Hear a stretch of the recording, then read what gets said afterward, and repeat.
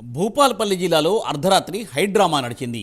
PDS rice లోడ్తో రేగొండ నుండి మహారాష్ట్రకు వెళ్తున్న డీసీఎం వ్యాన్ను అర్ధరాత్రి యువకులు పట్టుకుని పోలీసులకు అప్పగించారు. అయితే తెల్లవారేసరికి బియ్యం లోడ్తో సహా డీసీఎం వ్యాన్ మాయమైంది.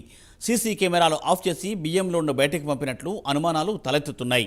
పోలీస్ స్టేషన్ వద్దకు తరలించిన కొద్దిసేపటికే డీసీఎం వ్యాన్తో సహా దానికి ఎస్కార్ట్గా వచ్చిన వాహనం సైతం అదృశ్యమైంది.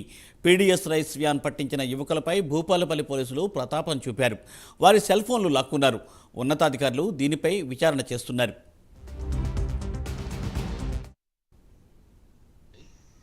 వర్కాల నుండి మా మిత్రులతోటి ఒక వెహికల్ కిరాయికి తీసుకొని మేము మేడారం జాతరకు బయలుదేరినాం. మా ఇంకొక మిత్రుడు భూపాలపల్లిలో ఉంటాడు, తనను రిసీవ్ చేసుకొని అటు నుంచి వెళ్దామని పోతున్న క్రమంలో మోరంచ దగ్గర ఒక డీసీఎం మాకు సైడ్ కొట్టుకొని ర్యాష్ డ్రైవింగ్ తోటి మేము పడే విధంగా ప్రయత్నం చేసుకుంటూ వెళ్తుంటే దాన్ని అడ్డగించి ఆపి ఎక్కడిది వెహికల్ ఇంత ర్యాష్గా వెళ్తున్నాం అని చెప్పి మేము అతని మొబైల్ గుంజుకొని అడగగానే ఇట్లా రమేష్ శ్రీరాంచేకు పీడిఎఫ్ రైస్ తీసుకుపోతున్నాం అని చెప్పి చెప్పడం జరిగింది.